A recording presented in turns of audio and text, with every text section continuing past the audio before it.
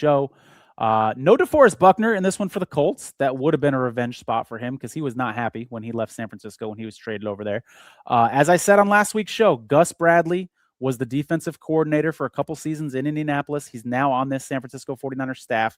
You know, I love that familiarity piece because he knows the strengths and weaknesses of the defense. He knows the strengths and weaknesses of the offense that he coached against for a couple years. I think that absolutely matters. The concern for the 49ers in this one, though, is can they stop the running game? I watched that Colts game very closely last week, and it looked like the Colts were totally fine running right 2 yards here, 3 yards there, right into the middle of the line of scrimmage.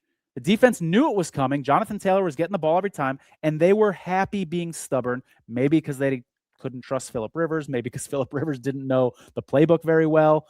But if they take that approach against this 49ers team, I don't think it's going to be 2 yards here and 3 yards there. I think it's going to be 2 yards here and 7 yards there and 8 yards there because this 49ers team struggles against the run.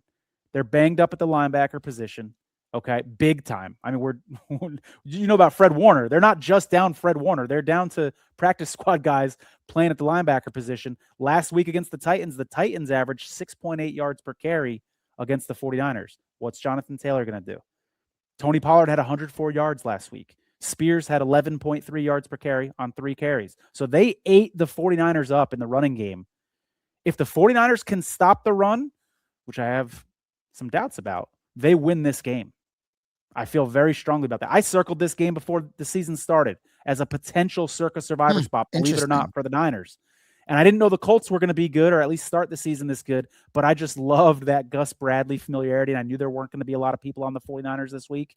And so this is a game I've had my eye on all season long. Love the matchup for the 49ers, but I also didn't know the 49ers were going to be this injured at the linebacker position either.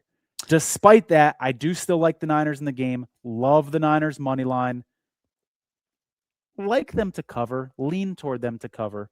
But if Jonathan Taylor rips off a 40-yard run in the first quarter, you're going to see me change my tune pretty quickly. Well, and as you see their schedule on the board, I don't see any future value versus Chicago and versus Seattle to close out the season.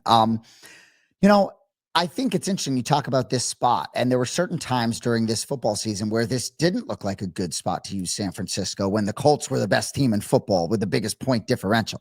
But I think Robert Saleh causes some problems here for this older, chubbier version of Phillip Rivers. I just think it's sort of one of these scenarios, like he's emotional on the podium, right? And he did it. He came back, and we could talk about all the different ramifications there, but they lost the football game. And one more step for the Colts with this really awful fade down the stretch of the season. I know there are myriad circumstances, a lot of health concerns, but for me, I love San Francisco in this spot. And the idea that I'm going to wake up Monday morning and Phillip Rivers is going to, I don't know what his strength and conditioning program has been since he's returned, but it's just unbelievable to me. I just don't see it 2 weeks in a row. And I think that ultimately San Francisco kind of took foot off the gas a little bit last week, getting ready for this one, sort of pacing themselves. They know they're going through a gauntlet in the NFC postseason.